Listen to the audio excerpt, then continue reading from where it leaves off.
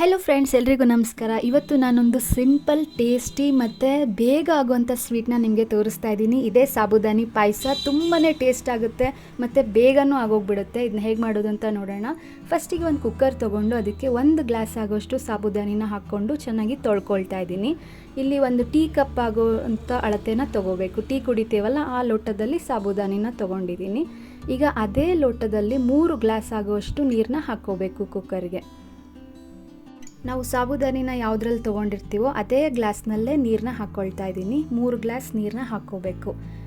ನೀರು ಹಾಕ್ಕೊಂಡಾದ್ಮೇಲೆ ಈಗ ಕುಕ್ಕರಿಗೆ 1 ಸ್ಪೂನ್ ಆಗೋಷ್ಟು ತುಪ್ಪನ ಹಾಕ್ಕೋಬೇಕು. ತುಪ್ಪ ಹಾಕ್ಕೊಳ್ಳೋದು ಏಕೆ ಅಂದರೆ, ಬೇಯಿಸುವಾಗ ಸಾಬುದಾನಿ ಒಂದಕ್ಕೊಂದು ಅಂಟ್ಕೋಬಾರ್ದು ಅನ್ನೋದಕ್ಕೋಸ್ಕರ ನಾವು ತುಪ್ಪನ ಹಾಕ್ಕೊಳ್ತಾ ಇದ್ದೀವಿ. ತುಪ್ಪ ಹಾಕ್ಕೊಂಡ್ರೆ ಚೆನ್ನಾಗಿ ಕುದಿಯುತ್ತೆ, ಬಿಡಿ ಬಿಡಿಯಾಗಿ ಸಾಬುದಾನಿ ಚೆನ್ನಾಗಿ ಕುದಿಯುತ್ತೆ ಅನ್ನೋದಕ್ಕೋಸ್ಕರ. ಈಗ ಕುಕ್ಕರ್ ಲಿಡ್ನ ಮುಚ್ಚಿಬಿಟ್ಟು ಹೈ ಫ್ಲೇಮ್ನಲ್ಲಿ ಬರೀ 1 ವಿಸಲ್ ಮಾತ್ರ ಕೂಗಿಸ್ಕೊಳ್ಬೇಕಾಗುತ್ತೆ.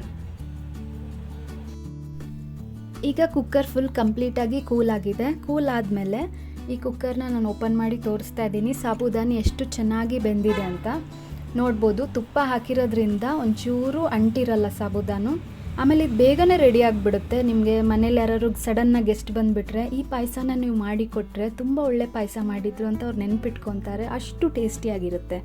ಈಗ ನೆಕ್ಸ್ಟ್ ಪ್ರೋಸೆಸ್ಸಿಗೆ ಹೋಗೋಣ. ಈಗ ನಾವು ಸಾಬುದಾನಿ ಅಳೆದಿದ್ವಲ್ಲ, ಅದೇ ಗ್ಲಾಸ್ನಲ್ಲೇ 1 ಲೋಟ ಆಗೋಷ್ಟು ಸಕ್ಕರೆನ ಹಾಕ್ಕೊಳ್ತಾ ಇದ್ದೀನಿ. ನೆಕ್ಸ್ಟ್ ಇದಕ್ಕೆ 4 ಗ್ಲಾಸ್ ಆಗೋಷ್ಟು ಹಾಲನ್ನ ಹಾಕ್ಕೋಬೇಕು. ನಾವು ಕಾಯಿಸಿ ಇಟ್ಕೊಂಡಿರ್ತೀವಲ್ಲ ಅದೇ ಹಾಲನ್ನೇ ಹಾಕ್ಕೋಬೋದು. ಇಲ್ಲಿ 4 ಗ್ಲಾಸ್ ಹಾಲು ಯಾಕೆ ಹಾಕ್ಕೊತಾ ಇದ್ದೀವಿ ಅಂದರೆ, ಈ ಖೀರು ತಣ್ಣಗಾದ್ಮೇಲೆ ಗಟ್ಟಿ ಆಗಿಬಿಡುತ್ತಲ್ಲ, ಅದಕ್ಕೋಸ್ಕರ ಇದು ಗಟ್ಟಿ ಆಗಬಾರ್ದು ಅನ್ನೋದಕ್ಕೋಸ್ಕರ ಈಗಲೇ ನಾವು ಜಾಸ್ತಿ ಹಾಲನ್ನ ಹಾಕ್ಕೊಳ್ತಾ ಇದ್ದೀವಿ. ಇದಕ್ಕೀಗ ನಾವು 2 ಏಲಕ್ಕಿಯ ಪುಡಿ ಮತ್ತು ಗೋಡಂಬಿ ದ್ರಾಕ್ಷಿನ ತುಪ್ಪದಲ್ಲಿ ಹುರಿದು ಹಾಕ್ಕೊಂಡಿದ್ದೀವಿ. ಈಗ ಕುಕ್ಕರ್ನ ಒಲೆ ಮೇಲೆ ಇಟ್ಟು ಗ್ಯಾಸ್ ಆನ್ ಮಾಡಿಬಿಟ್ಟು ಇದನ್ನು ನಾವು ಹೈ ಫ್ಲೇಮ್ನಲ್ಲೇ ಒಂದು 5 ನಿಮಿಷ ಚೆನ್ನಾಗಿ ಕುದಿಸ್ಕೋಬೇಕಾಗುತ್ತೆ.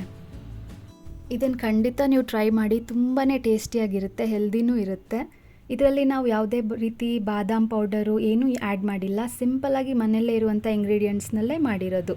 ನೋಡಿ, ಈ ರೀತಿ ಕುದಿ ಹತ್ತಬೇಕು. ಈ ಥರ ಕುದಿ ಹತ್ತಿದಾಗ ನಾವು ಗ್ಯಾಸ್ನ ಆಫ್ ಮಾಡಿಕೊಂಡು ಸ್ವಲ್ಪ ತಣ್ಣಗಾಗೋದಕ್ಕೆ ಬಿಡ್ಬೋದು.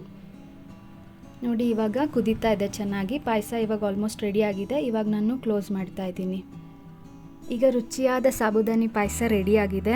ನಾವು ತೊಗೊಂಡಿರೋ ಅಳತೆಗೆ ನೋಡೋದಾದರೆ ಇದು 8 ಜಾಮೂನ್ ಬೌಲ್ ಆಗೋಷ್ಟು ಖೀರು ರೆಡಿಯಾಗಿದೆ. ನೀವು ಹಬ್ಬದಲ್ಲೂ ಕೂಡ ಇದನ್ನು ನೈವೇದ್ಯಕ್ಕೆ ಮಾಡ್ಕೋಬೋದು, ಯಾರು ಗೆಸ್ಟ್ ಬಂದಾಗ ಮಾಡ್ಬೋದು. ತುಂಬಾ ಟೇಸ್ಟಿಯಾಗಿರುತ್ತೆ. ಟೈಮ್ ಇಟ್ಕೊಂಡು ನಾವು ಮಾಡಿದ್ರೆ ಇದು ಬರೀ ಅರ್ಧ ಗಂಟೆನಲ್ಲಿ ರೆಡಿಯಾಗೋಗುತ್ತೆ. ನೀವು ಈ ಸಾಬುದಾನಿ ಖೀರನ್ನ ಮನೇಲಿ ಟ್ರೈ ಮಾಡಿ ಹೇಗೆ ಅನ್ನಿಸ್ತು ಅಂತ ನನಗೆ ಕಮೆಂಟ್ ಮಾಡಿ. ಮುಂದಿನ ವೀಡಿಯೋದಲ್ಲಿ ನಾನು ನಿಮಗೆ ಸಿಗ್ತೀನಿ. ಅಲ್ಲಿವರೆಗೂ ನಮಸ್ಕಾರ.